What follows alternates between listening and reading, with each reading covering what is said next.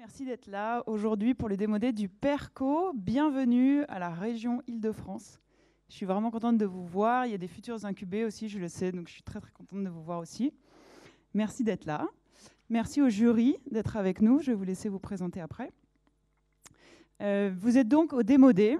Le démodé, c'est l'événement de fin de programme pour l'un des deux programmes du PERCO. On a deux programmes, le programme Expresso en 6 mois pour les jeunes startups et le programme Longo en 12 mois pour les projets plus matures.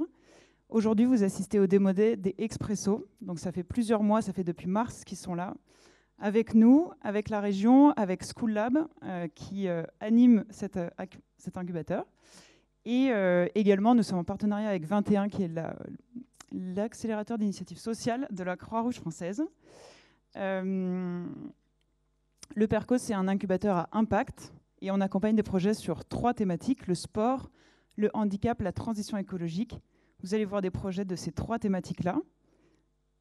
Il y a 6 projets qui vont présenter. Ils ont été sélectionnés parmi les 19 projets Expresso. Et je vous remercie vraiment d'être là. Je vais appeler Anne pour vous parler plus du côté diversité et inclusion de l'incubateur. Et je vous retrouve dans 5 minutes. Merci.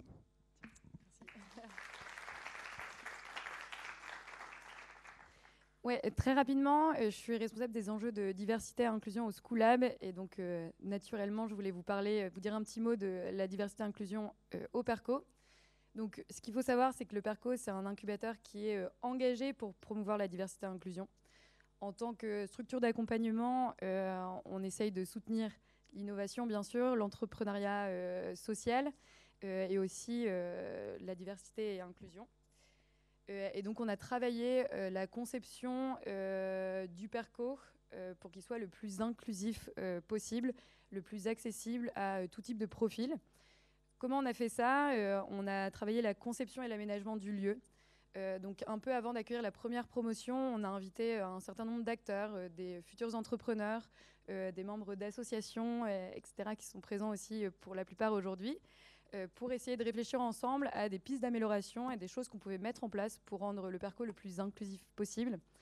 On n'a pas fait des miracles, mais on a mis en place certains petits ajustements que vous pourrez découvrir si vous venez vous balader justement au 4e. D'ailleurs, je vous invite à venir découvrir le lieu. Typiquement, pour illustrer, on a repeint les contours des portes en rose pour mettre du contraste pour les personnes qui sont en situation de déficience visuelle. Donc, on a fait plein de petits ajustements comme ça. On a travaillé aussi sur la diversité des projets qu'on accompagne. Donc, comme le disait Pauline, on accompagne sur différentes thématiques, le sport, la transition écologique et le handicap. Et puis, on a travaillé sur la diversité des profils qu'on accompagne. Et donc, on est super fiers. On a finalisé les chiffres de la future promo tout à l'heure. On a tous les départements franciliens qui seront représentés dans la promotion, la future promotion qui arrive en septembre. Et on fait un gros travail aussi sur les femmes. Et là aussi, on est très contents. On avait 40% de femmes dans la première promotion. Et dans la deuxième, on va atteindre 55% de femmes. Donc, assez incroyable. Et pour opérer aussi d'autres incubateurs, on sait que c'est très difficile d'arriver à ces chiffres-là. Donc, c'est une bonne nouvelle. Et on a aussi d'autres projets qui vont voir le jour d'ici la mi-fin septembre. Et notamment le Club des entrepreneuses qu'on va lancer à la rentrée pour accompagner au plus près les femmes entrepreneurs. On sait qu'il faut encore travailler, mettre encore plus d'énergie pour accompagner les femmes, les aider à développer leur réseau, à leur donner confiance en elles, à obtenir plus de financement, etc. Donc plein de choses sur les sujets de diversité et inclusion en cours au PERCO. Je m'arrête là. Si vous voulez en savoir plus, je serais ravie d'en parler avec vous. Et puis, je pense qu'on va laisser la parole au jury. Je vous laisse chacun vous présenter.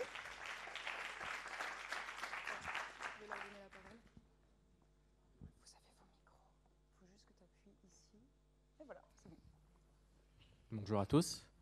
Donc moi Maxime, j'ai créé le média En Lumière en début 2023, en janvier, où comme son nom l'indique, en fait, l'objectif c'est de mettre en lumière des entreprises, associations, les fondatrices et fondateurs, des projets qui agissent pour le handicap, donc sur les réseaux sociaux, via des interviews vidéos, des posts écrits, des images, enfin voilà, toutes sortes de formats.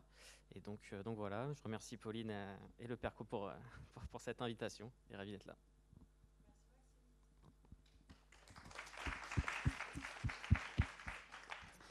Bonjour à tous, moi je m'appelle Léa Zaslawski, j'ai cofondé un écosystème associatif qui s'appelle Make Sense. On redonne le pouvoir d'agir à tous et on travaille avec des citoyens, des entrepreneurs, des salariés, des dirigeants d'entreprise pour construire une société durable et inclusive ensemble. Et dans ce cadre-là, on a notamment toute une série de programmes d'accompagnement d'entrepreneurs et d'entrepreneuses et des outils de financement avec notamment des fonds d'investissement où on va investir des tickets entre 100 000 € et 4 millions en fonction de l'état d'avancement et des besoins des différents projets. Et à chaque fois, on accompagne des entrepreneurs sur différents secteurs, mais qui veulent tous construire une société durable et inclusive. Et donc, évidemment, les enjeux d'inclusion sont au cœur. Et notamment, on a un de nos véhicules financiers qui a pour thématique prioritaire les enjeux d'éducation, de santé et du sport. Et donc, c'est aussi pour ça que ça faisait sens que je sois là aujourd'hui.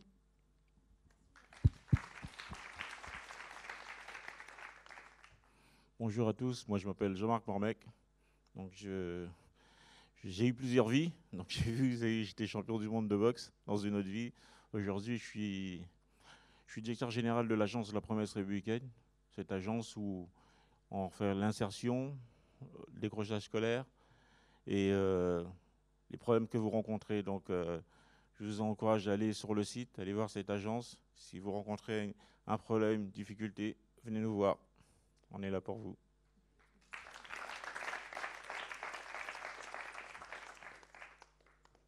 Alors on va y aller. J'appelle Adam Onjoukan.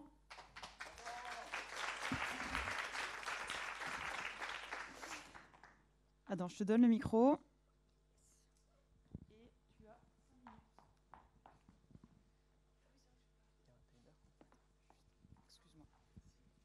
C'est vrai que j'ai expliqué les règles au jury et aux entrepreneurs, mais pas au public.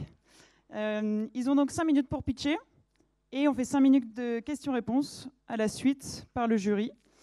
On décernera à la fin un prix du jury, mais aussi un prix du public. Vous serez invités à voter. Donc, n'hésitez pas à garder un petit peu en tête les projets que vous adorez et on fait un vote à la fin. Voilà, merci.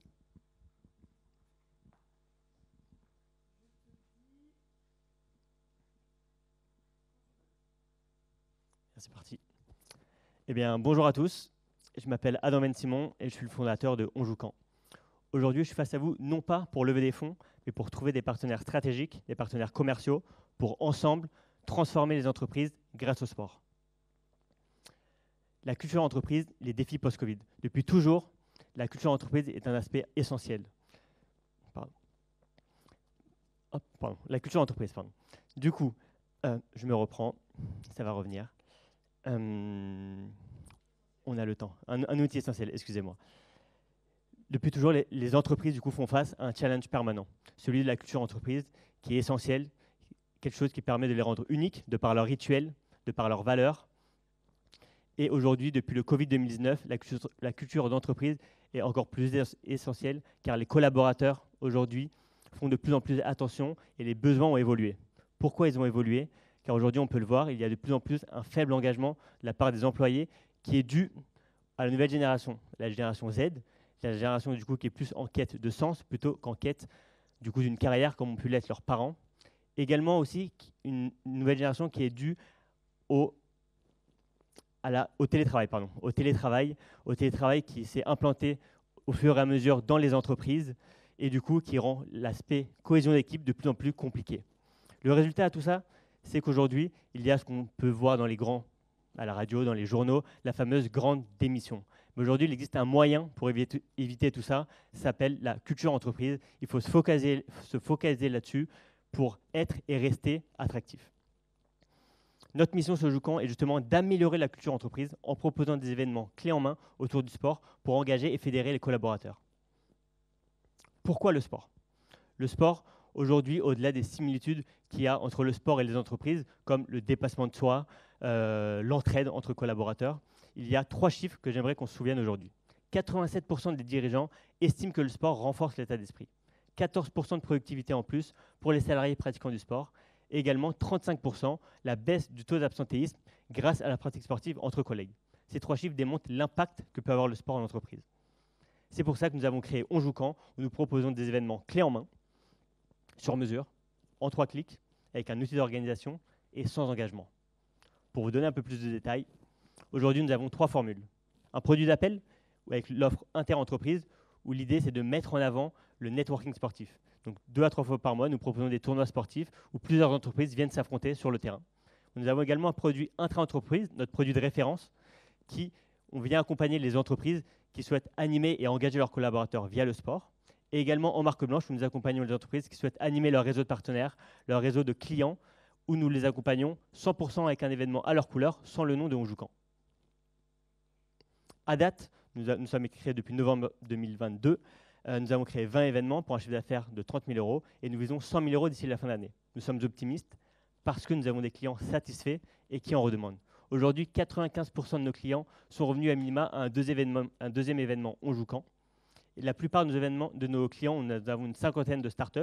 Nous avons des belles licornes comme Algolia, Mano Mano et aussi des grands groupes comme Altaria, Cogedim, Danone qui s'y intéressent. Pourquoi nous y arrivons ?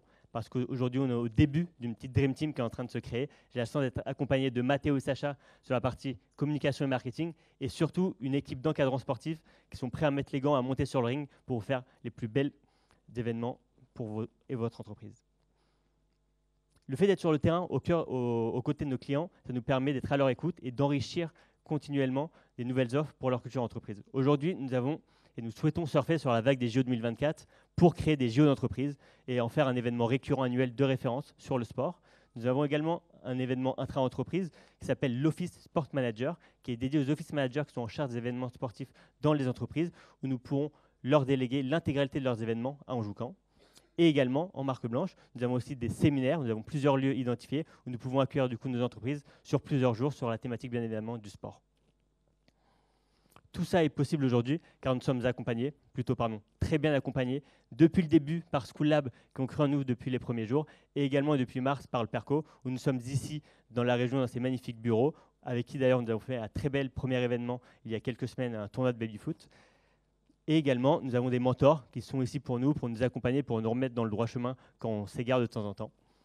Du coup, pour rappel et pour conclure, nous sommes en recherche de partenaires commerciaux, de partenaires stratégiques qui souhaitent nous mettre en relation avec le plus grand nombre d'entreprises, qui souhaitent bénéficier de la solution On Joue Quand. Et du coup, messieurs, dames, j'ai une dernière question pour finir. Alors, on joue quand ? Merci à vous.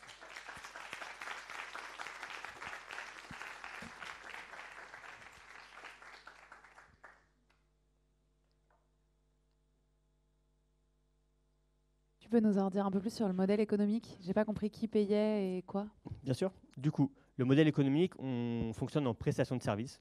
Et selon le type de format, on fait entre 30 et 50% de taux de marge brute. Du coup, c'est les entreprises directement qui payent pour leurs collaborateurs. Mais c'est un forfait que les entreprises payent pour donner accès, c'est en fonction du nombre de collaborateurs. C'est à l'événement et on est en train de réfléchir du coup avec l'offre Office Sport Manager en fonction de forfait et d'abonnement. Et pour le moment, sinon, c'est à l'événement. Chaque entreprise paye pour l'événement. Ok, donc c'est un avantage salarié que les entreprises offrent à leurs salariés. Exactement, pour les engager et les fédérer autour de leur entreprise. C'est ça. Et vous nous avez pas parlé de votre parcours, vous avez fait quoi avant ? Bien sûr, mon parcours, donc j'ai fini mon cursus plutôt un profil commercial. Ensuite, j'ai enchaîné avec un master en entrepreneuriat. J'ai eu une première expérience dans le monde de l'entrepreneuriat où pendant 4 ans, on a lancé le concept de chasseur de bureau, donc dans l'immobilier d'entreprise. Donc du coup, j'ai été au cœur de l'écosystème des startups. C'est pour ça que quand j'ai laissé lancer On Joue Quand, j'ai pu bénéficier du coup de mon ancien réseau pour que ce soit mes premiers clients. Donc voilà, donc j'ai toujours été un peu baigné dans cet écosystème startup. Et aujourd'hui, il n'y a pas de solution alternative ? Aujourd'hui, il y a bien évidemment de plus en plus de concurrents parce que le sport, on peut le voir un peu partout avec les JO 2024 qui arrivent. Chacun est spécialisé sur des forfaits d'abonnement, pour citer Gymlib les plus connus. Mais aujourd'hui, l'expérience que nous, on a, c'est vraiment une expérience terrain où on vient animer, encadrer, tout est géré de A à Z. Et surtout, le plus gros plus, c'est vraiment un aspect clé en main où les entreprises, elles ont uniquement à s'inscrire. Après, elles ne s'occupent de rien, elles mettent les pieds sous la table, elles savent que ça va être bien organisé, bien géré, elles vont passer un bon moment. Et dernière question, du coup, l'objectif, c'est de rendre les salariés plus productifs ? Exactement, c'est de les rendre plus productifs parce que via le sport, il y a énormément de valeur. Du coup, ça permet de se connaître entre eux.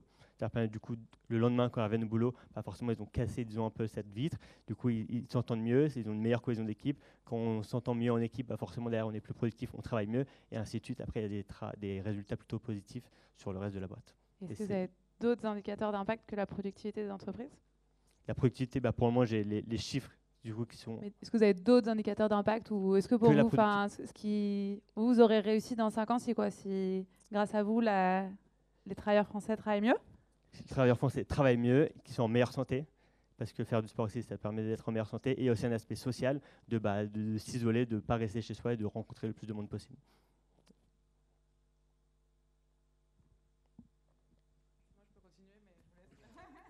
Non, merci. Merci beaucoup pour cette présentation. Moi, j'ai une question alors plus axée sur le côté engagement, notamment des employés aussi dans l'entreprise. Moi, j'ai un cas qui me vient tout de suite en tête. C'est l'an dernier, donc on a fait pareil une journée dans une agence de sport, et j'avais un de mes collaborateurs qui était en fauteuil roulant, donc électrique. Donc autant dire que toute la journée, il l'a passé à côté. Du coup, est-ce que vous avez prévu, est-ce que c'est fait partie des axes aussi sur lesquels vous avez réfléchi, comment contrer effectivement ça, puis finalement engager tout le monde, quoi. Bien sûr, non, l'idée c'est d'être le plus inclusif possible. Pour l'événement qu'on a pu faire ici avec la région, on a eu des participants qui étaient porteurs de handicap. Du coup, on s'est adapté par rapport à l'événement en question. Après, sur des événements plus longs, l'idée, vu que c'est du sur-mesure, l'idée quand on va voir les entreprises, quand les entreprises nous contactent, c'est de réfléchir ensemble à la meilleure solution possible avec les infrastructures du coup en question, en fonction de l'événement à réaliser. Et du coup, l'idée, c'est d'en faire bénéficier à l'intégralité du monde, entièrement. Et en plus, dans l'écosystème du PERCO, on a des belles boîtes qui sont spécialisées là-dessus. Du coup, il y a des beaux partenaires à créer. Alors, faire du sport, c'est top. Mais est-ce qu'il y a un côté, s'il se passe un accident, il faut que tout le monde soit en bonne santé. Est-ce que vous regardez de ce côté-là? Est-ce que les gens sont en bonne santé? Comment vous faites par rapport à ça? Par rapport à la prévention aujourd'hui, du coup en termes d'assurance, il y a des assurances classiques. Sur la prévention, forcément, au début de chaque événement, il y a forcément une partie de préparation, d'entraînement, de petit échauffement. Et aujourd'hui, on est en train de travailler aussi et de nouer un partenariat avec une entreprise qui s'appelle Fitters, pour justement qui, eux, travaillent avec des coachs. Et l'idée, c'est d'accompagner du coup tous nos clients tout le long de l'année, justement pour éviter tout risque de blessure haute sur l'accompagnement sur le long terme. C'est en cours du coup, parce qu'en effet, c'est un risque à éviter.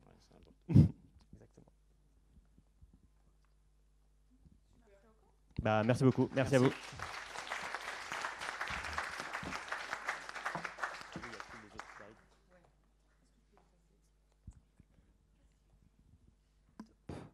Paul, allons-y. Merci. Merci beaucoup, Adam.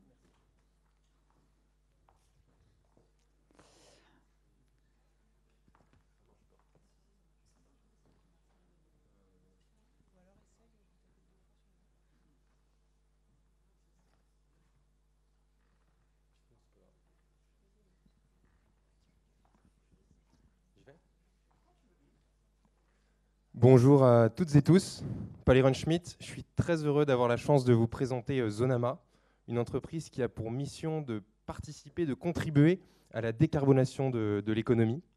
Alors, avant de vous parler de la solution Zonama, j'aimerais vous expliquer par où est-ce qu'on est passé, par quel cheminement on est passé pour faire émerger cette entreprise.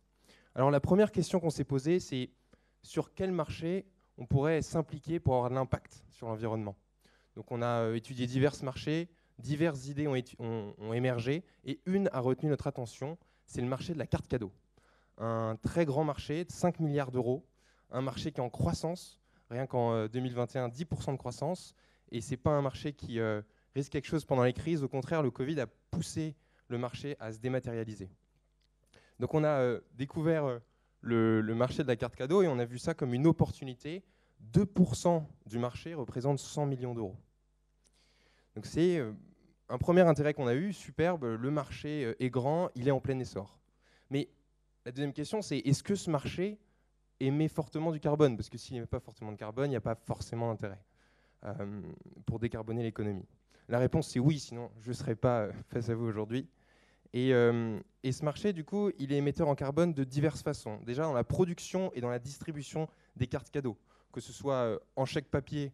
Anciennement, il fallait les produire et les envoyer par la poste à des millions de salariés. Et puis aujourd'hui, on voit de plus en plus des cartes bancaires. Vous savez que les puces qu'il faut produire à travers le monde, la carte, souvent on les voit même en bois, mais c'est du bois plastifié. Ça, c'est déjà producteur et émetteur de carbone. Et l'autre raison qui montre que le marché est émetteur en carbone avant tout, c'est l'utilisation des bénéficiaires. l'utilisation des salariés. Donc, par exemple, si je dépense ma carte dans l'industrie de la mode, qui est la deuxième industrie la plus polluante au monde, je vais émettre beaucoup de carbone. Vous connaissez tout ce qui se passe en ce moment avec des marques dans la mode. Donc très bien, donc j'ai un grand marché qui est en plein essor.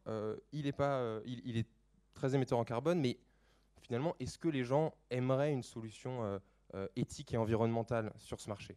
Bien, la réponse, c'est oui, puisque l'intérêt pour l'écologie et le climat, il n'a jamais été aussi fort qu'aujourd'hui. Et j'aimerais vous parler des salariés. Aujourd'hui, les salariés qu'on a pu voir dans toutes les études qu'on a pu rencontrer n'attendent plus qu'une rémunération ou un statut social, ils attendent du sens. Ils sont perpétuellement en quête de sens, et les entreprises l'ont bien compris, c'est la rétention des salariés se fait aussi par l'implication et l'embarquement de ces salariés dans les démarches RSE. Donc fort de tous ces constats, on a lancé Zonama, donc la carte cadeau des achats responsables. C'est une carte cadeau qui regroupe des biens, mais aussi des services et des expériences. Elle est dématérialisée, elle est multi-enseigne et elle intègre exclusivement des marques engagées. Alors le bénéficiaire, donc ce qu'on appelle le salarié ou l'employé, il a accès à des centaines de marques engagées, et c'est là que c'est important. Donc il y a en effet des produits accessibles, d'ailleurs des startups du PERCO, mais aussi des expériences et des services. Et c'est là notre valeur ajoutée, parce qu'il y a moins de carbone. Et j'ajoute une quatrième brique qui aura lieu pendant l'été, qui est la brique des dons. On va permettre aussi aux bénéficiaires des cartes cadeaux de réaliser des dons. Donc on a déjà 2 partenariats, un dans l'handicap avec la fondation John Boss et un dans la protection des océans, avec Wings of the Ocean. Notre plateforme, elle est en constante évolution. On a la plateforme qui est live et fonctionnelle. Et puis surtout, cette slide me permet de vous dire qu'on est avant tout une société de services. Notre mission, en fait, c'est d'accompagner les RSE, les CSE, les comités d'entreprise, du début à la fin, de A à Z. Donc dans la livraison des cartes, dans la communication, dans le support client avec les salariés, jusqu'aux relances. Notre business model classique, des commissions sur les marques partenaires, et puis aussi des frais de service auprès des comités d'entreprise en fonction de la commande et de la taille de la commande. Notre équipe, slide très importante, j'aimerais, vu le peu de temps que j'ai, juste vous parler de mon cofondateur qui malheureusement n'est pas là, Alexander, qui est un grand ami et qui est major de sa promo en Computer Science à Newcastle University. Il a travaillé plus de 8 ans en tant que Senior Software Engineer, et surtout, c'est un grand entrepreneur qui a déjà beaucoup d'expérience. Pour finir, nos prévisions des ventes, simplement vous dire qu'on est en 2023. Aujourd'hui, on va s'ancrer sur le marché. On vient de réaliser une petite levée de fonds pour amorcer, qu'on a couplé avec un prêt bancaire BPI, qui va nous permettre de nous amorcer sur le marché. On a pour ambition l'année prochaine de réaliser une autre levée de fonds pour encore plus impacter le marché et grandir vite et faire des recrutements. Voilà, merci beaucoup. Je ne sais pas où j'en suis dans le temps, mais voilà, très bien. Merci.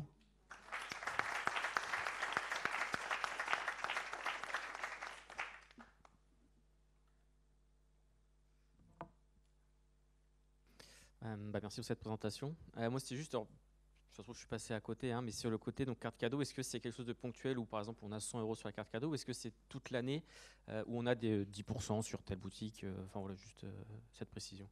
Non, très bien. En effet, c'est une bonne question. Nous, c'est une carte cadeau du coup qui va fonctionner sur les 11 événements. Donc il y a 11 événements dans l'année, que ce soit le mariage, les anniversaires des collaborateurs. Voilà. Notre cible, c'est le B2B. Donc on va fonctionner au début qu'avec des comités d'entreprise. C'est 70% du marché, c'est les comités d'entreprise. C'est les entreprises qui émettent des cartes cadeaux à leurs salariés. Donc on va fonctionner avec les comités d'entreprise, et vous avez plein de moments dans l'année où ils peuvent offrir des cartes cadeaux à leurs salariés. Vous avez les anniversaires, vous avez la rentrée scolaire prochainement, vous avez Noël évidemment, vous avez les anniversaires, les mariages, voilà, vous avez plusieurs événements. Donc tout au long de l'année, en effet, ce sont des cartes cadeaux dématérialisées qu'on va charger jusqu'à un montant de 183 €, parce que ce sont des cartes, c'est un montant, une dépense que les entreprises offrent à leurs salariés sans impôt. Ils sont exonérés d'impôts. Donc c'est très intéressant pour les CSE. Je vais vous embêter un petit peu, mais il y a combien de sociétés comme vous? Enfin, il y a combien d'autres sociétés qui font ça? Oui, alors il y en a beaucoup, c'est un grand marché. Un grand marché. Et qu'est-ce qui fait que vous êtes meilleur ou vous êtes différent? Très bien.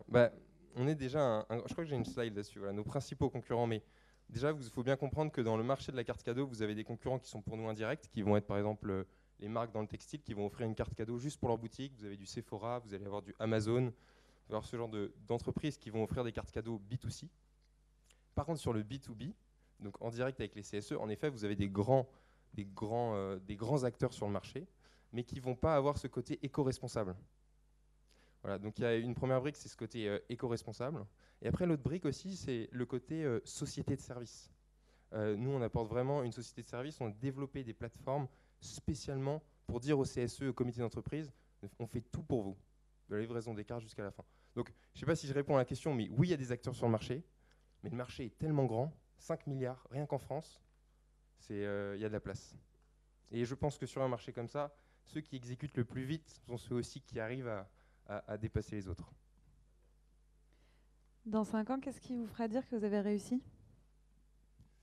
Dans 5 ans, je pense que c'est l'atteinte de nos objectifs déjà qu'on a mis dans un BP pour être hyper clair sur les objectifs. Et puis après, nous, nos missions, au-delà de ça, c'est sur l'impact, c'est de se dire déjà que on fait grandir des startups françaises. 2021-2022, c'est 1 million de startups qui ont été créées chaque année. Et notre mission, c'est de faire émerger ces startups qui sont dans l'impact et de les faire grandir et de les faire connaître. C'est-à-dire qu'une entreprise qui se lance aujourd'hui comme Joie du compost, elle va peut-être avoir de la visibilité sur plusieurs milliers de salariés. Donc notre but, c'est déjà de créer de la visibilité auprès des entreprises. Et si on y arrive, c'est super.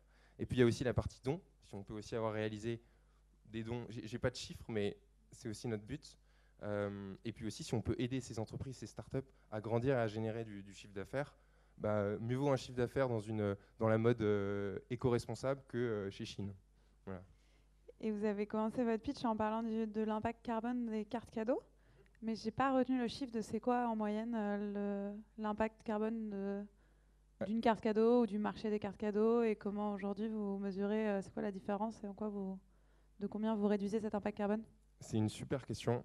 Justement, on travaille dessus. Aujourd'hui, on ne peut pas dire, entre une carte cadeau comme la nôtre qui est dématérialisée et une carte cadeau traditionnelle qui est produite et envoyée par la poste, il y a un gap. Je n'ai pas le chiffre exact à vous donner parce qu'on a regardé pour essayer de créer cette stat en quelque sorte, mais elle est trop compliquée à définir. Donc aujourd'hui, on est en train de travailler justement sur un calculateur qui va nous permettre, avec le bilan carbone de chacun de nos marques partenaires, d'élaborer en fait un résultat. Donc là, on travaille dessus justement. Notamment, on a des pistes avec une startup du Perco aussi là-dessus. L'idée, c'est d'arriver à quantifier pour les CSE un montant exact du carbone qu'on a permis d'éviter et qui sera du coup impliqué dans leur rapport RSE. Et c'est le but. Mais en proportion, c'est la carte et l'envoi qui pèsent ou c'est l'usage ? Le plus, c'est l'usage. L'usage, il est indirect, mais c'est le choix du consommateur. Mais évidemment, quand on va consommer les 183 € de sa carte sur une marque dans la mode qui vient de l'autre bout du monde, oui, c'est évident, c'est le plus gros. Voilà. C'est hyper clair comme ça. Merci beaucoup. Merci à vous.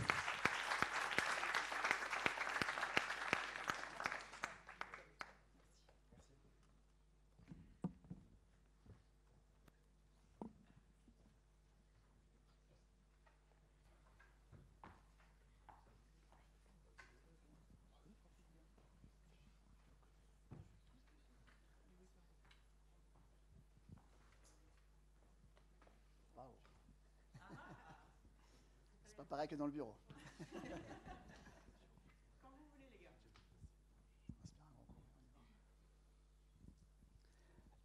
Permettez-nous d'introduire cette présentation avec une réflexion commune. Nous avons tous, dans cette salle, dans notre entourage, une personne proche ou moins proche, en situation de handicap, pour qui l'accès au sport est un véritable parcours du combattant, n'est-ce pas ? Eh bien, vous voyez, le simple fait qu'on puisse se poser cette question révèle toute notre problématique, qui est l'inclusion des personnes en situation de handicap dans le sport et le bien-être en général. Bonjour à tous, je suis Mickaël. Et je suis Florian. Nous sommes les fondateurs de la Solution Marcus. Alors Marcus est né de notre rencontre, Florian et moi-même, et Marcus est surtout né d'un constat très fort. Nous sommes tous deux proches aidants au quotidien. Pour ma part, je suis coach sportif depuis une dizaine d'années, et lorsque l'on m'apprend que la dernière de mes filles, Bella, est atteinte d'une pathologie dégénérative qu'il éloignera du sport finalement tout au long de sa vie, vous imaginez bien que c'est tout un pan de mon univers qui s'effondre ce jour-là. Alors j'ai mis quelques jours, quelques semaines à me remobiliser. Et finalement, j'ai mis toute cette énergie dans le bon tuyau et je me suis concentré à mettre sur pied un projet qui fait sens. Alors pour ma part, donc mon frère, en fait, il a ce qu'on appelle donc un TSA, donc un trouble du spectre autistique. Donc il y a de ça quelques mois, il était dans une structure de sport. Et la première chose que son coach sportif lui a dit, c'est « Pourquoi tu te comportes de manière bizarre et pourquoi tu ne te mélanges pas aux autres ?» Vous vous doutez bien que cette remarque ont été un peu compliquées et c'est pour ça qu'il a arrêté le sport et qu'il s'est éloigné de la pratique sportive. Alors étant issu d'une famille sportive, je ne voulais pas que mon frère reste comme ça et je voulais qu'il puisse s'épanouir à nouveau dans un club. Et donc, comme mon frère, aujourd'hui en France, il y a 12 millions de personnes en situation de handicap et 52% n'ont pas accès à la pratique sportive. Donc avec Mickaël, on a décidé de combiner les besoins des personnes en situation de handicap et des structures de sport. Aujourd'hui, une personne a besoin de pratiquer une activité régulière pour son autonomie, pour sa santé et son bien-être, mais surtout dans les structures proches de son lieu de vie, donc adaptées et sécurisées. Quant aux salles de sport, elles ont besoin de répondre aux besoins croissants de la part des personnes en situation de handicap et justement de faire évoluer leur offre pour être capable d'accueillir en toute sécurité les personnes en situation de handicap. Et donc c'est là qu'intervient Marcus. Mais alors qu'est-ce que Marcus ? Marcus est une solution novatrice qui utilise la technologie pour accompagner et rendre accessibles les structures de sport grand public aux personnes en situation de handicap. Et pour ce faire, avec Marcus, nous avons donc différentes solutions. La première d'entre elles, Marcus accompagne les structures de fitness, de crossfit, de gymnastique douce et de yoga. Marcus norme, charte, certifie, forme et apporte du matériel adapté à ces structures sportives. Une fois que ces structures ont été accompagnées par Marcus, elles sont ainsi référencées dans notre application. Et à partir de là, vous avez une personne en situation de handicap autonome qui a accès à l'information comme quoi il y a dans sa ville, dans son quartier ou dans sa rue, en bas de la maison, une salle qui est capable de l'accueillir pour une pratique adaptée et sécurisée. Le modèle business de Marcus, il est assez classique en soi. Nous avons des packs d'accompagnement pour les salles de sport, pour les structures sportives. Une fois que ces salles ont été accompagnées, elles payent un abonnement récurrent, mensuel, pour être référencées dans notre application. Et cette même application, finalement, sur un modèle B2C, est accessible en freemium pour les personnes en situation de handicap ou en premium si elles veulent bénéficier de services additionnels. Mais pour l'heure, et notamment à l'orée des Jeux Olympiques 2024, nous attendons plus de 350 000 personnes en situation de handicap sur le territoire, à l'orée des Jeux Olympiques. Nous avons identifié un potentiel et vraiment une solution applicable beaucoup plus rapidement grâce à notre matériel adapté. Et ce potentiel, c'est les salles de sport des hôtels. Alors effectivement, aujourd'hui, on recense plus de 2000 hôtels avec justement des salles de sport qui ne sont pas adaptées en fait, au handicap. Et il faut savoir que 43% des personnes en situation de handicap, justement, veulent pouvoir pratiquer du sport lorsqu'ils voyagent, et 73% sont disposés à payer plus pour avoir accès justement à la salle de fitness. Alors la roadmap de Marcus est très simple. Nous avons créé Marcus en février.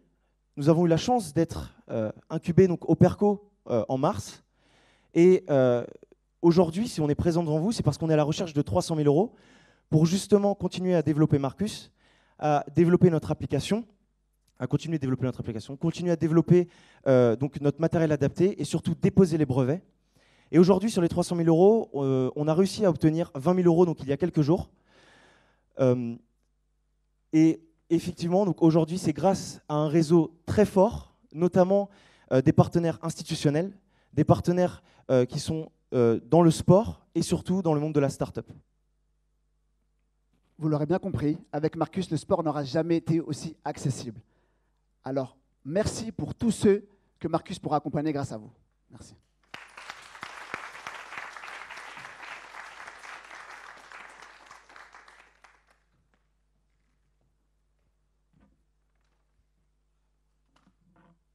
Moi, je n'ai pas compris. Vous êtes une app ou vous êtes une boîte de hardware?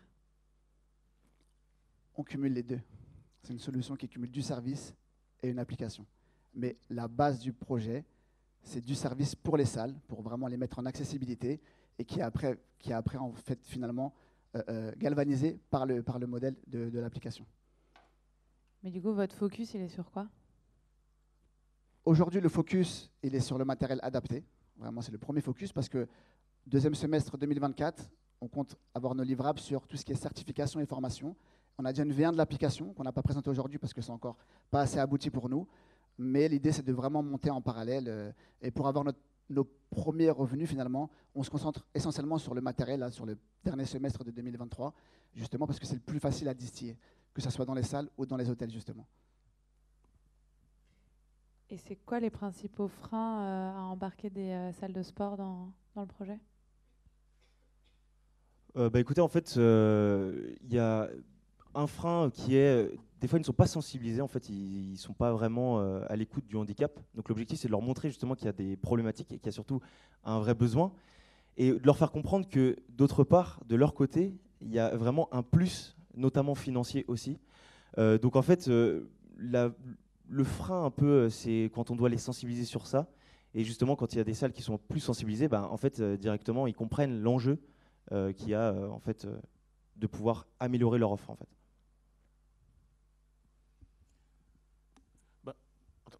L'inconnu fait toujours peur, donc forcément, par rapport à l'handicap, mais je pense que le mieux, ça aurait été, alors je ne sais pas comment elles seront ces machines, mais qu'on puisse voir, parce qu'à un moment, on a besoin, là vous le dites, là j'essaye de m'imaginer, mais j'y arrive pas, c'est vrai que malheureusement c'est comme ça, et je pense qu'il aurait fallu avoir une démonstration ou une vidéo pour qu'on puisse voir, matérialiser le truc et de voir comment vous faites.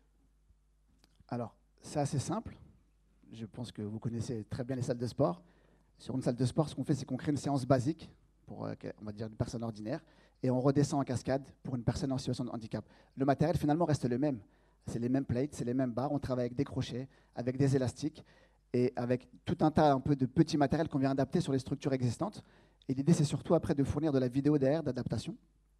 Et par le biais de la formation, justement, on vient donner des outils aux coachs pour se servir de ce matériel pour les personnes en situation de handicap.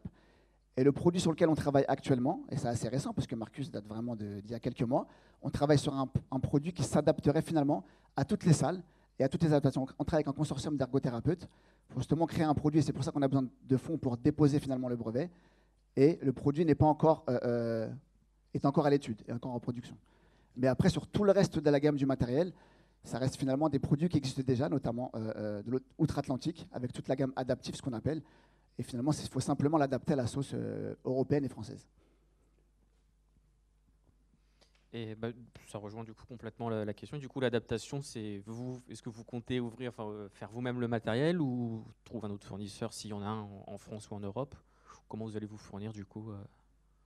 On travaille actuellement avec une marque française qui s'appelle Crosslifter et qui fournit tout un tas de matériel adapté. Et on est aussi avec Kingbox, qui est une marque plus européenne, mais on aimerait rester vraiment sur le territoire français. Et on a dans les semaines à venir des rendez-vous assez importants pour l'avancée du projet, justement dans ce sens-là.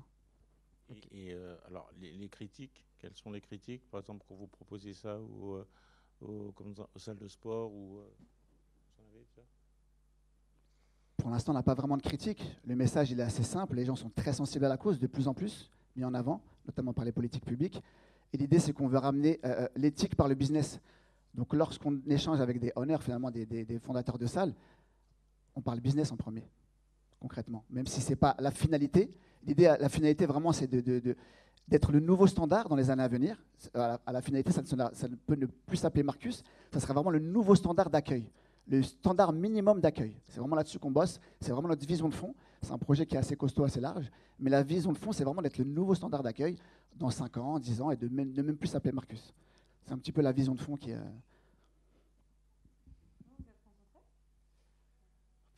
Écoutez, on s'est rencontrés par le biais d'un ami justement, et qui justement, moi j'avais un projet en fait sur le handicap de par mon frère, et Michael avait aussi un projet en fait sur le handicap qui était similaire, et un ami nous a fait nous rencontrer, et du coup on a créé Marcus comme ça.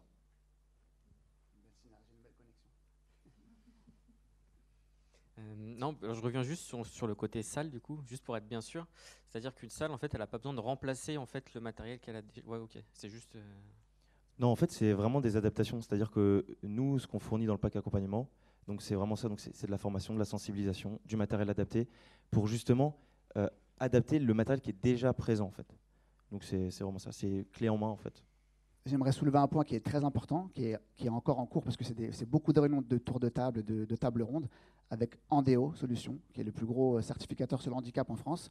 On travaille sur la première certification sport pour les personnes en situation de handicap. Donc l'idée à terme, finalement, ça ne va pas être d'être obligé, les fondateurs de salles, à avoir cette certification, mais l'idée, c'est que ça devienne éthique de l'avoir. Demain, si moi, je veux ouvrir une salle de sport, je devrais avoir cette certification qui garantit que j'ai le standard minimum d'accueil. Ça, c'est vraiment la vision sur le long cours et je pense que c'est important de le dire. Ce n'est pas juste du matériel adapté, il y a vraiment une vision de fond et quelque chose qui vient un petit peu galvaniser tout ça. Bravo.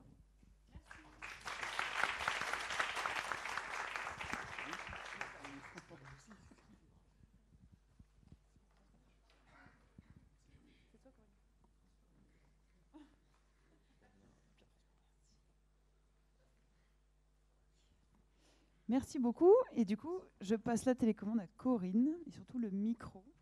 Si tu peux, attends. Voilà.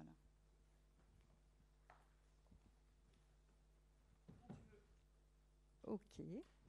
Eh bien, bonjour à tous. Je me présente, je suis Corinne Ancel et j'ai dirigé, en fait, au cours de ma longue carrière professionnelle, un gros comité d'entreprise dans une banque française. Et à ce titre, en fait, j'ai fait voyager des milliers de salariés aux 4 coins du monde pour des prix extrêmement réduits parce que, bien entendu, subventionnés. Et puis, à un moment, je me suis quand même questionnée un petit peu sur le bien fondé de continuer à faire voyager les gens ainsi, surtout avec l'urgence climatique. Et je me suis dit, mais quels sont les moyens qui sont à ma disposition pour sensibiliser les voyageurs et également les orienter vers un tourisme plus durable. À ce jour, le secteur du tourisme est quand même florissant. Il faut savoir que 8 voyageurs sur 10 considèrent que le tourisme durable est essentiel. Pour autant, ça n'empêche pas 30 millions de Français à partir chaque année à l'étranger. Un peu étonnant, mais c'est comme ça. Hélas, le tourisme représente également 8% des émissions de gaz à effet de serre.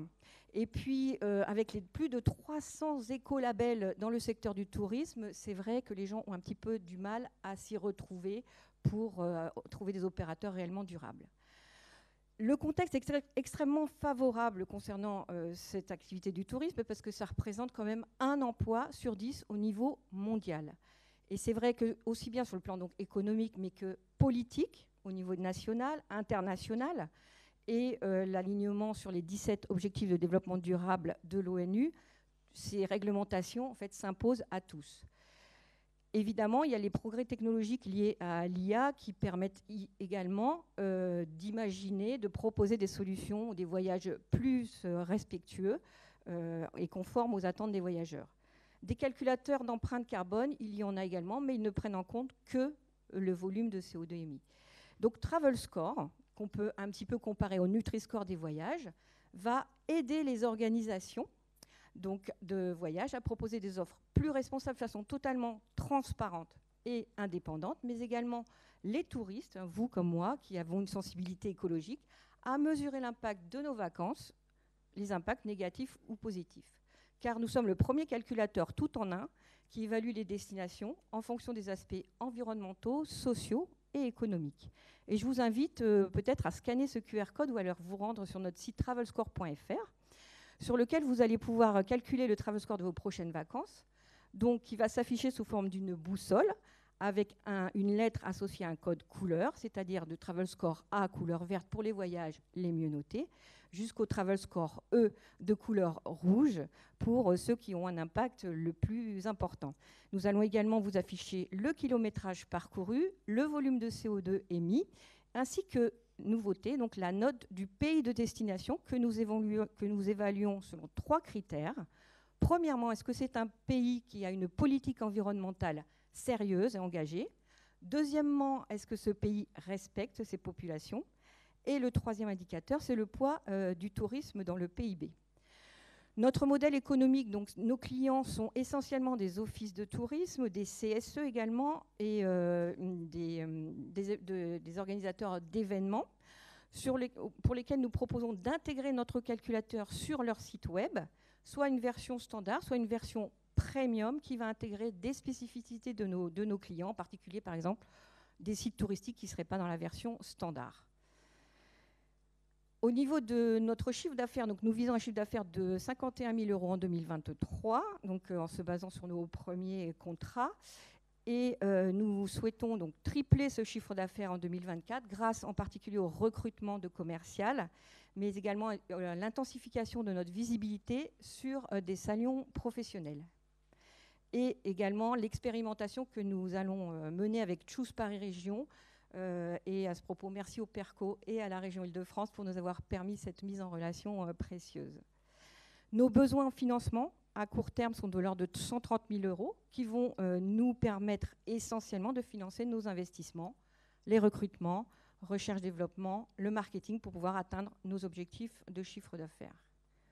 Notre équipe est intergénérationnelle et donc constituée de 3 cofondatrices associées, mais également de Martin et Loïc, nos stagiaires présents sur le PERCO, et notre équipe d'experts techniques qui nous accompagne depuis le début de l'aventure. Merci pour votre attention.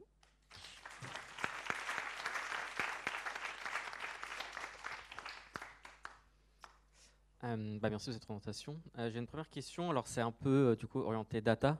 Donc, effectivement, donc, le niveau du score et comment ça fonctionne, comment vous jugez au niveau carbone, que tel pays respecte telle chose. Est-ce que vous appuyez vraiment sur de la data Alors oui, on se base sur des indicateurs de référence publics, hein, donc je peux vous les citer si vous le souhaitez.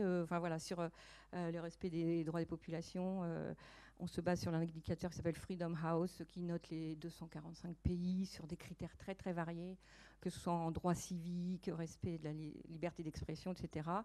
Sur l'engagement environnemental, il y a un indicateur qui s'appelle Green Future Index, propulsé par le MIT, etc. Et puis pour le poids du tourisme dans le PIB, c'est tout simplement l'Organisation mondiale du tourisme. Et du coup, j'imagine que ça se met souvent à jour, peut-être que d'une année à une autre, voilà, un pays s'améliore ou régresse. Voilà, tout à fait. Donc les indicateurs sont régulièrement mis à jour, mais une fois par an à peu près. Ouais, voilà.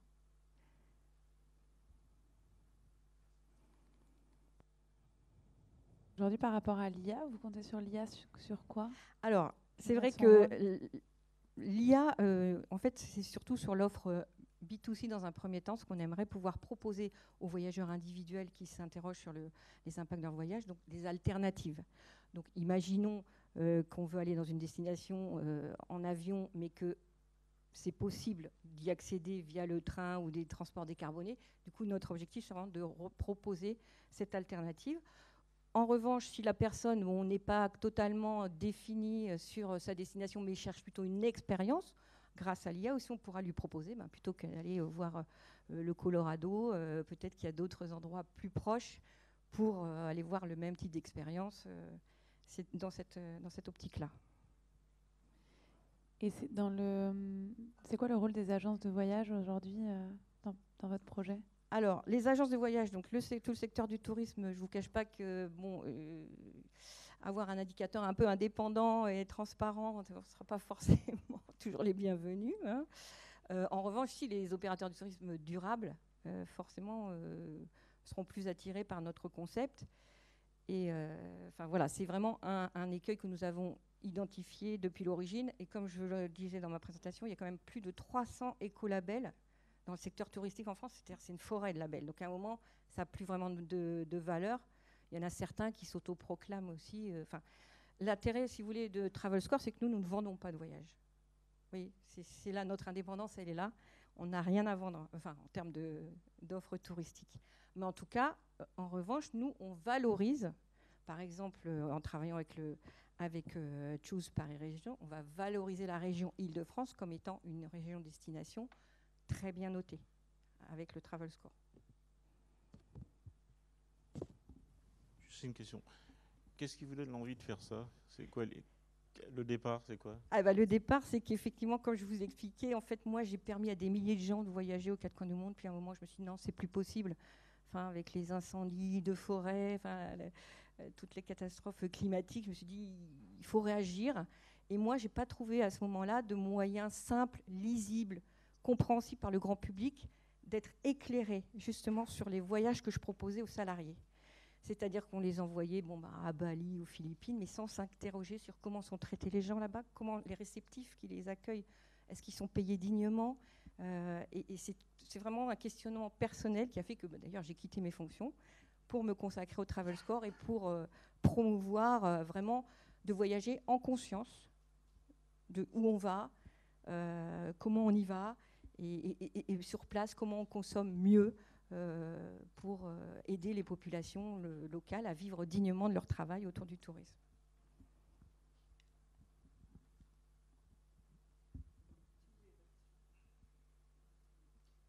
Est-ce que vous avez des liens avec les pouvoirs publics ?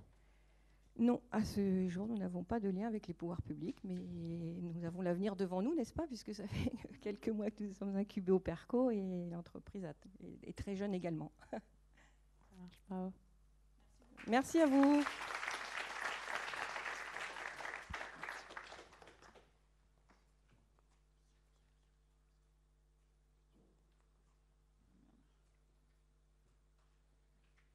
Tu vas avoir des slides en quinconce. Ouais. Je ne sais pas pourquoi. Je suis désolée.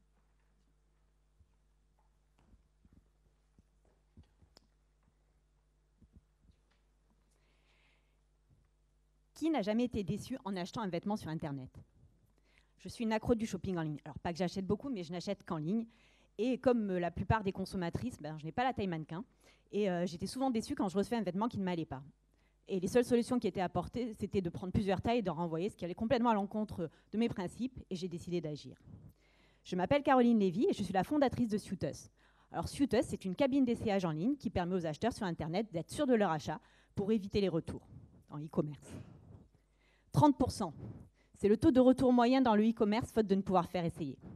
Alors, évidemment, c'est un problème pour les consommateurs, mais c'est également un gros problème pour les marques, un problème d'insatisfaction client, mais également un problème de chiffre d'affaires et également un problème logistique. On peut perdre jusqu'à 17% de son chiffre d'affaires et également un énorme problème environnemental. Il faut savoir que les retours en France, ça représente l'équivalent de 8000 vols Paris-Amsterdam en empreinte carbone. Et la loi AGEC est passée en France et maintenant aussi en Europe pour éviter de détruire les invendus. Alors nous nous adressons au marché des marques, pour commencer des marques pour femmes, du mass market et de luxe accessible. Et le marché du e-commerce, c'est un marché en forte croissance, de 11% par an. Donc pour les femmes, ça représente en Europe l'équivalent de 75 milliards d'euros de chiffre d'affaires.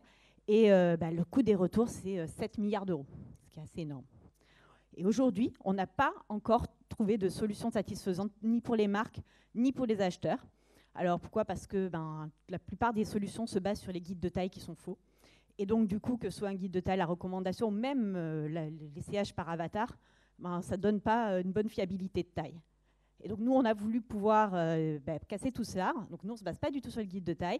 Et on va pouvoir améliorer à la fois la fiabilité, avoir un visuel et une facilité d'utilisation. Donc, quand on a discuté avec les professionnels du secteur, l'ex-JM de Zalando nous disait qu'en effet, il y avait un problème lié aux tailles, mais également de non-conformité en termes de matière, de couleur, d'image. Et en parlant également avec la directrice e-commerce de Cyrillus, elle disait que plus que la taille, c'était le tombé du vêtement sur son corps et en fonction du tissu qui importait. Donc, on a créé Suitus, qui est la seule cabine d'essayage en ligne qui propose de réduire les taux de retour de 50%. En permettant de voir le vrai visuel du tombé du vêtement sur une personne qui a la même morphologie que soi. Alors, comment ça marche?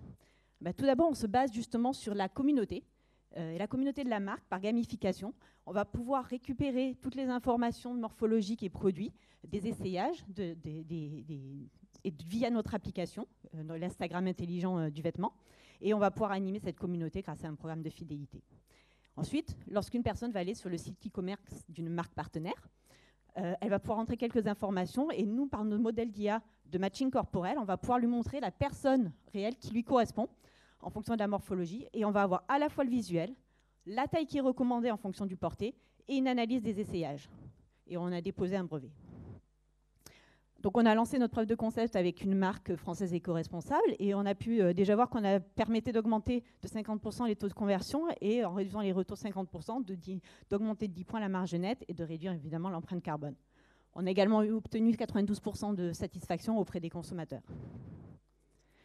Donc c'est une offre de type SaaS évolutive, donc qui d'abord basée sur un coût d'entrée en fonction du nombre de vêtements de la marque, et puis un abonnement mensuel en fonction du trafic sur le site.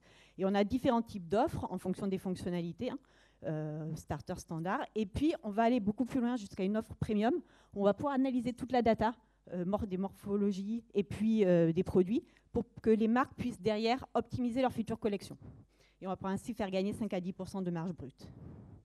Donc notre stratégie go-to-market, c'est de pouvoir donc lancer l'an prochain l'offre standard et aller sur de l'offre premium l'année suivante, et donc d'être présent sur ce marché.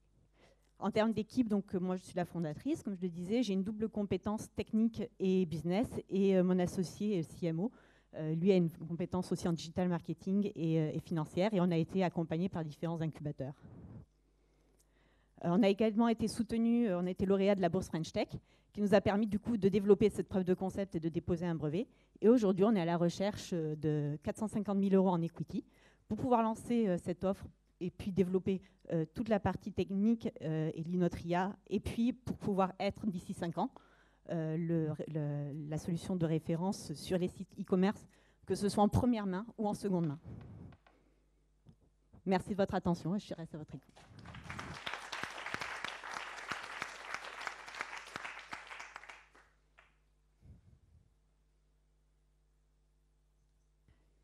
Ouais, merci beaucoup. J'ai une question pour que ça fonctionne. Est-ce que du coup, vous devez avoir l'accord des marques, ou alors vous travaillez avec les marketplaces qui sont parfois des distributeurs? Alors, l'idée d'abord, dans un premier temps, c'est de travailler avec les marques et justement avec leur communauté. Mais en effet, on pourrait être aussi totalement indépendant parce qu'on, via notre application, on peut directement, on a notre IA qui peut directement se mettre sur l'application, et on pourrait devenir nous-mêmes une marketplace, voire une marketplace de seconde main. Ça, c'est aussi le devenir. Et c'est quoi aujourd'hui les principaux freins que vous rencontrez dans le développement de votre entreprise? Les principaux défis? Le principal défi financier, donc pour pouvoir développer toute la partie justement technique de notre IA. Et puis, en termes de freins, bon, après il y a la partie où on va voir les marques. Aujourd'hui, on a beaucoup entendu parler de l'avatar, donc c'est des choses qu'on entend, mais ça, on voit que les marques reviennent en arrière parce qu'elles se rendent compte que ça ne fonctionne pas. Et donc du coup, elles sont beaucoup plus à l'écoute pour nos solutions. Moi, c'est une question plus technique. Du coup, comment ça, donc c'est un plugin, c'est ça qu'un e-commerce peut mettre sur son site. Ça fonctionne sur tous les CMS par exemple, ou alors si c'est du code en dur. Enfin voilà. Ouais. Alors là, on a développé sur Shopify dans un premier temps, et donc c'est pour ça justement qu'on a besoin de fonds pour pouvoir développer pour d'autres CMS. Donc les CMS, ce sont des plateformes, différents types de plateformes. Et donc voilà. Donc aujourd'hui, on peut être disponible sur Shopify, et on va se développer sur d'autres CMS.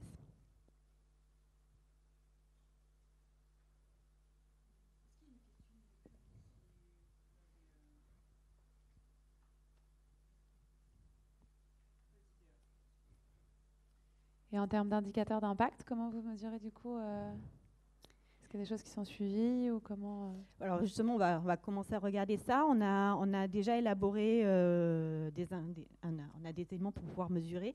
Et on veut prendre en compte un peu toute la chaîne, c'est-à-dire aussi la partie carton, plastique. Et donc, on a développé ça en interne. Et l'objectif aussi, c'est de le proposer aux marques, d'évaluer également leur impact, parce qu'ils ne regardent pas forcément dans le détail de cette partie-là. Comme mon collègue le disait tout à l'heure, la mode, c'est un des... Alors, ce n'est pas le deuxième en réalité, c'est le 5e, le plus impactant d'un point de vue environnemental, mais c'est vrai que c'est quelque chose, c'est cette partie-là qu'il faut maintenant bien regarder, c'est l'impact de cette partie livraison. Et nous, on veut éviter justement tout ça, puisqu'on on voit beaucoup de choses faites sur la partie logistique, faciliter les retours, faire tout ça, mais en fait, c'est très mauvais. Oui, bonjour. Moi, je suis référente handicap. Je voulais savoir comment vous intégrez les morphologies atypiques. Alors c'est une très bonne question, et c'est quelque chose qu'on aimerait pouvoir mettre en place. C'est basé sur la communauté. Donc, plus on aura une communauté de personnes, et tout ce que c'est l'objectif, d'être le plus inclusif possible, toutes les morphologies, toutes les tailles, et de ne pas avoir que la taille mannequin. C'est exactement ce qu'on aimerait pouvoir mettre en place.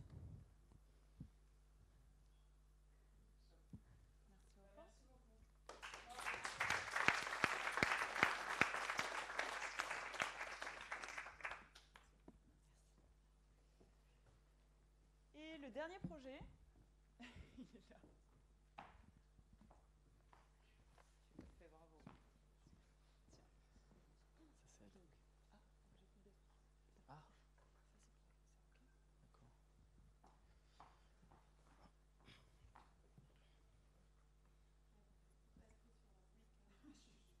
Je vais essayer de faire vite. Je peux y aller ? Bonjour à tous, je m'appelle Paul Charton et je suis fondateur d'une startup qui s'appelle Chiron IT. Notre objectif, c'est de rendre le sport accessible à tous et dans les meilleures conditions possibles. Lorsqu'on fait du sport, c'est difficile de faire les bons mouvements, que ce soit à cause de la fatigue, l'intensité ou simplement parce qu'on ne maîtrise pas bien les exercices. Et directement, ça fait que c'est difficile de se rendre compte des défauts et des dangers dans nos mouvements. Ça a deux conséquences principales. Un entraînement qui va être inefficace et une augmentation significative du risque de blessure. Alors, quelques stats sur la blessure. Dans le football professionnel, sur une équipe de 25 joueurs, chaque joueur se blesse en moyenne 2 fois par an. Alors, bien sûr, dans le cadre de la préparation physique du sport de haut niveau, les joueurs sont accompagnés par des préparateurs physiques, des coachs, et c'est capital parce que c'est très important de pouvoir éviter les blessures et d'avoir des bons apports en objectifs de performance. Le problème, c'est que les préparateurs physiques et les coachs, pour eux, c'est complexe et chronophage de faire une surveillance complète des mouvements, surtout quand on a, par exemple, un préparateur physique pour 20 sportifs dans la même salle. Et il existe également des outils pour les aider, mais souvent, ce qu'on se rend compte sur le terrain, c'est qu'ils sont contraignants, complexes et limités en termes de données, quand ils ne sont pas carrément biaisés. Donc, pour répondre à cette problématique, on a créé un système d'analyse de mouvement simple par caméra à base d'intelligence artificielle et de vision par ordinateur pour le domaine du sport et de la santé. Alors comment ça fonctionne ? Le sportif va lancer un programme directement qui a pu lui être envoyé par son coach. Il se place face à la caméra. Il va avoir un retour en direct, un feedback en direct sur ses mouvements. À la fin de l'entraînement, le préparateur physique va recevoir un rapport détaillé. Les bénéfices pour le sportif, ça va être premièrement la liberté de mouvement parce qu'il n'y a aucun capteur porté, c'est uniquement avec du traitement d'image. L'entraînement va être optimisé et on va réduire le risque de blessure puisque chaque mouvement va être cadré et analysé automatiquement. Pour le professionnel, le premier bénéfice, ça va être la meilleure vision du groupe grâce au gain de temps dans les protocoles et les bilans qui sont encore une fois automatisés et une individualisation grâce à la data. Alors où on en est aujourd'hui ? On a fait différents concours, événements qui nous ont permis d'avoir de la visibilité et des contacts. On a également noué des partenariats stratégiques avec des structures de sport de haut niveau, des établissements de santé, des laboratoires. Et on a également des organismes comme l'ASAD qui nous accompagnent, qui a investi dans la R&D, BPI France et bien sûr le PERCO. On a aussi plus de 100 bêta-testeurs qui ont déjà pu tester l'outil, que ce soit sur les rendez-vous qu'on a fait dans le terrain ou quand on a pu les accueillir dans nos locaux. On a une V1 qui est en préparation de livraison aujourd'hui. On a un pipe commercial aussi qui est bien construit. Là, justement, on revient de Clairefontaine. C'est pour ça qu'on était un petit peu en retard, désolé. Mais bon, voilà, c'est intéressant qu'on puisse avoir ces acteurs. On a signé nos 2 premiers contrats commerciaux avec un club de foot de Ligue 2 et avec le Crêpes de Châtenay-Malabry. Qui prépare les jeunes pour les Jeux Olympiques notamment. Et on a eu aussi des approches pour des levées de fonds. Alors, on a également une équipe avec des compétences complémentaires pour pouvoir mener à bien ce projet, autant sur la partie technique que business. Juste pour la petite info, moi, j'ai fait un peu de sport de combat en compétition, beaucoup de préparation physique et j'ai aussi connu la blessure, les opérations, donc ça permet de se projeter un petit peu. On a 2 offres principales, donc pour des niveaux différents de performance. Notre objectif aujourd'hui, c'est de pouvoir passer en phase de pré-industrialisation, de rapidement pouvoir avoir une dimension internationale sur la préparation physique du sport de haut niveau, parce que les acteurs très importants dans différents pays. Et de pouvoir passer par la suite sur les marchés de la santé via la rééducation, où les applications sont très proches, le fitness et enfin le grand public pour que tout le monde puisse s'entraîner en bonnes conditions directement de chez soi et en sécurité. Donc ça, c'est notre provisionnel à 5 ans. Donc pour pouvoir atteindre ces différentes phases que j'ai mentionnées précédemment, on recherche 500 000 euros, si possible d'ici la fin de l'année ou début d'année prochaine, pour pouvoir mener à bien ce projet. Voilà, c'est la fin de ma présentation. Je vous remercie et j'espère qu'on pourra aider tous ceux qui le souhaitent à faire du sport en bonnes conditions et en toute sécurité. Je vous remercie.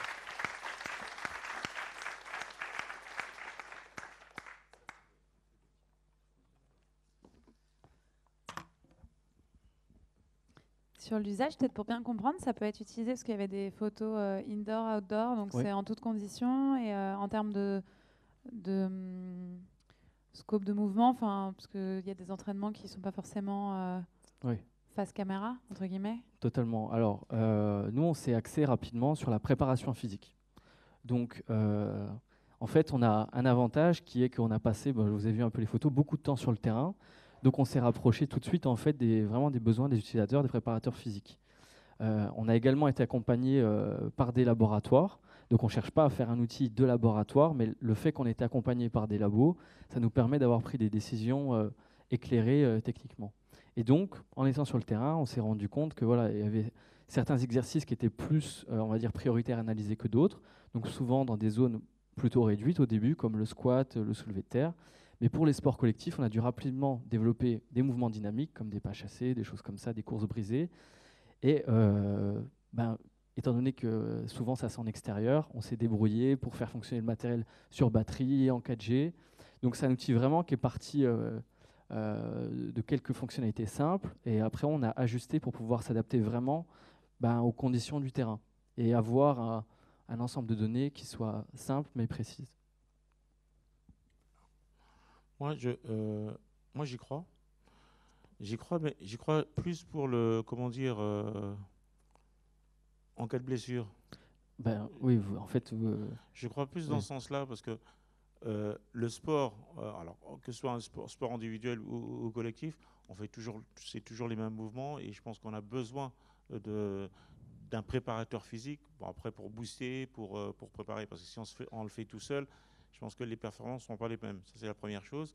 Deuxième, je pense que en revenant de blessure, oui, on a besoin déjà pour avoir la confiance en soi-même personnellement, pour se stabiliser, pour commencer à travailler, et ensuite après, mais pour les performances, j'ai un peu de doute. Je pense réellement qu'il faut un préparateur, ou il faut une personne. Bien sûr. Je comprends et en fait vous avez raison. Alors nous on est parti sur l'aspect performance en premier. Bon, alors, pour le coup il y a un besoin, surtout j'évoque un exemple, souvent il y a des préparateurs, il y a 20 sportifs dans la même salle, donc ça permet de faire des bilans rapidement, d'évaluer ceux qui ont besoin de plus d'attention et voilà, en fait on peut quantifier des scores de performance, par exemple l'explosivité sur des mouvements comme le développé couché, là où naturellement on va plus rajouter juste du poids ou des répétitions et ça on peut le chiffrer. Donc c'est vrai que c'est intéressant pour la performance. Par contre, c'est sûr qu'en fait, moi je ne suis pas préparateur physique, j'y suis allé un peu avec mon expérience, mais c'est les préparateurs physiques et les kinés qui nous ont dit qu'il y a un vrai sujet effectivement pour la réathlétisation. Parce que c'est un moment où le sportif a besoin de beaucoup d'attention, et le fait de pouvoir faire des bilans comme ça, précis dans le temps, c'est un vrai plus. Donc on va de plus en plus par là. De cette partie-là, j'y crois vraiment. En plus, non seulement aussi pour la confiance personnelle, parce que si le fait de pouvoir le faire, pouvoir s'entraîner, avoir les bonnes positions, les bonnes bases pour commencer à travailler, là, ça permet encore plus de se mettre la confiance mais là, j'y crois. Après, pour l'autre côté, la performance, j'ai un peu de doute. Mais là, si vous focalisez là-dessus et vous développez, je pense qu'il y a un vrai créneau, même dans les salles aussi de soins, où des fois, il y a qu'on a le ministre, le genou, le tendon, tous les problèmes qu'il peut y avoir. Je pense que réellement, il y a un vrai créneau. Je vous remercie. Et le terrain dit que vous avez raison, hein, franchement. C'est quoi un peu les autres solutions qui existent sur le marché, notamment au niveau européen ou mondial Alors, il y a des solutions qui existent. Alors, j'ai montré quelques exemples. Vous avez des technologies qu'on appelle motion capture, avec des laboratoires où vous avez des caméras, on vous met des petits points.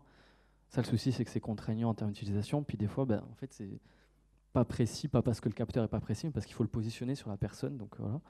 Il y a après des outils simples comme des plateformes de force. En fait, c'est comme des balances. Vous allez appuyer plus d'un côté ou d'un autre et ça va vous donner l'information de pression en fait. Et après, vraiment, le plus proche de notre domaine est justement dans le rendez-vous tout à l'heure qu'on avait à Clairefontaine, on a parlé de ses concurrents. Et il y a des caméras avec, je ne sais pas si vous connaissez les Kinect, c'était les caméras qu'il y avait sur les PlayStation il y a quelques dizaines d'années. Et ça a été reconverti dans la rééducation. Mais c'est un capteur qui a été un petit peu, je ne vais pas dire un peu, je ne sais pas s'il faut que j'arrête de parler. Mais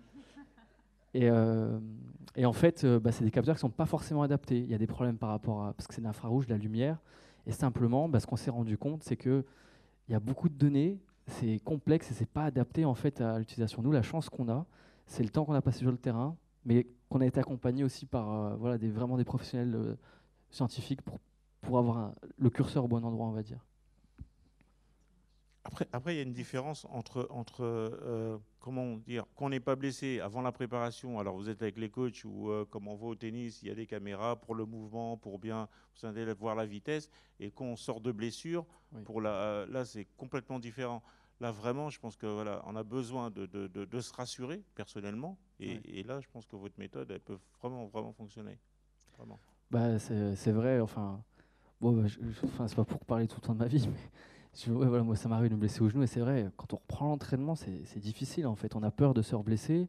Donc le fait d'avoir un outil qui nous rassure comme ça permet de se pousser petit à petit sans pour autant se mettre en danger. Ouais.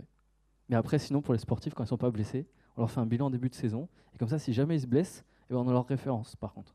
Ça peut être intéressant. Ouais. Je vous remercie.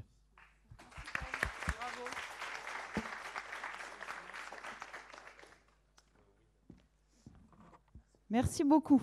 Alors, on va laisser le jury aller délibérer. Donc, on va vous laisser sortir. On va prendre à peu près 3 à 5 minutes. On a de la chance, l'ordinateur tient. Je ne sais pas par quel miracle la batterie fonctionne encore. Et on va élire, du coup, la start-up qui va remporter le prix du public. On va faire ça à main levée. Donc, on vous a remis les logos des start-up qui sont là-haut. Je suis désolée, c'est cruel. Vous allez voir le vote en direct. Vous pouvez sortir, mais bon, je n'ai pas d'autre solution.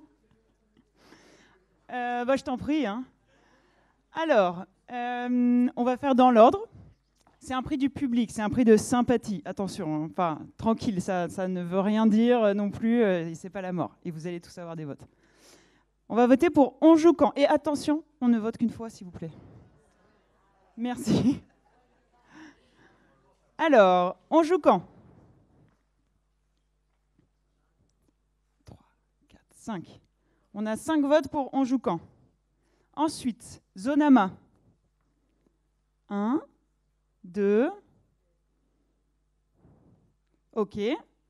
Ensuite, pour Marcus. 1, 2, 3, 4. Non, mais toi. 5, 6, 7, 8, 9, 10, 11, 12, 13. Non, c'est derrière toi, t'inquiète. 13 votes pour Marcus. Ensuite, Travel Score. 1, 2, 3, 4, 5, 6, 7, 8, 9, non, 10, 11. Même tes stagiaires, hein, c'est limite. Hein. Suit Us. 1, 2, 3, 4, 5, 6, 7. T'as déjà voté? Oui. 6. Et Chiron IT. 1, 2, 3, 4, 5, 6, 7, 8, 9, 10, 11, 12. Ouais, 13. 14, 15. Et ben voilà, je pense qu'on a notre gagnant. Bravo Paul. Et pour te remettre le prix du public, je voudrais appeler Liora, qui a passé 2 mois avec nous à faire toute la communication du PERCO, qui a fait un super travail. Bravo Liora. Non, et c'est le dernier jour de Liora, donc c'est elle qui va te remettre le prix du public. Voilà, bravo.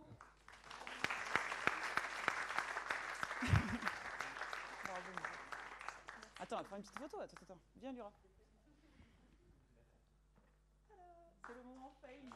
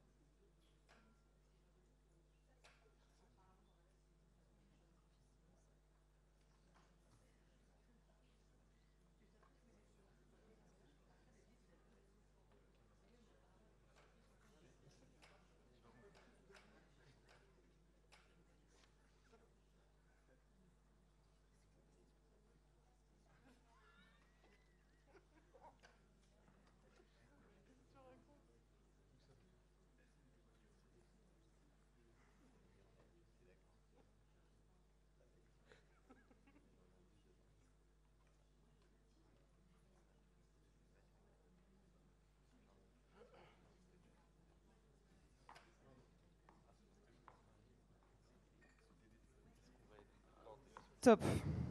Et ben, on va pouvoir remettre le prix du jury. C'est toi, Jean-Marc? Vas-y, Léa.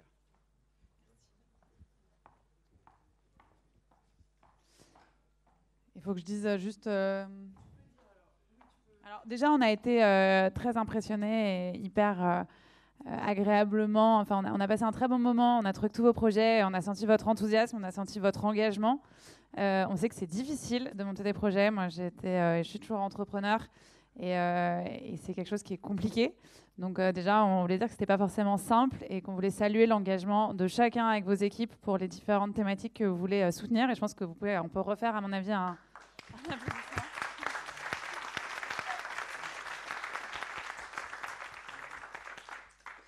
C'est vrai que vous êtes pas mal aussi à démarrer. On sent qu'il y a encore pas mal de questions qui se posent et de choses que vous devez tester. On vous invite à continuer cette démarche aussi, de continuer cette itération à tester. On a hâte de vous retrouver. Je pense qu'on se rendra tous les trois disponibles aussi un petit peu tout à l'heure au pot, mais aussi dans les semaines et les mois à venir si vous avez besoin de soutien. On a, nous, finalement décidé de donner notre prix à, alors je ne sais pas si on dit Chiron ou Chiron, mais Chiron IT.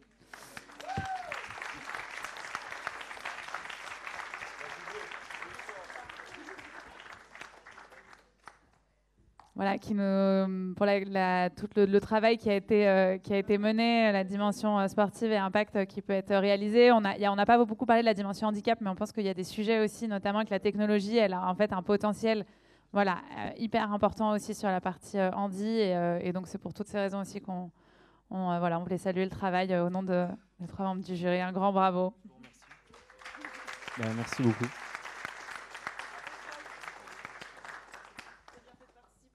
Oui, je vous remercie à tous et j'espère qu'on pourra vraiment démocratiser avec cet outil l'accès au sport dans de bonnes conditions et que ce soit disponible pour tout le monde à terme, parce que c'est ça l'objectif quand même à terme. Voilà. Merci. Attends, c'est avec le jury quand même.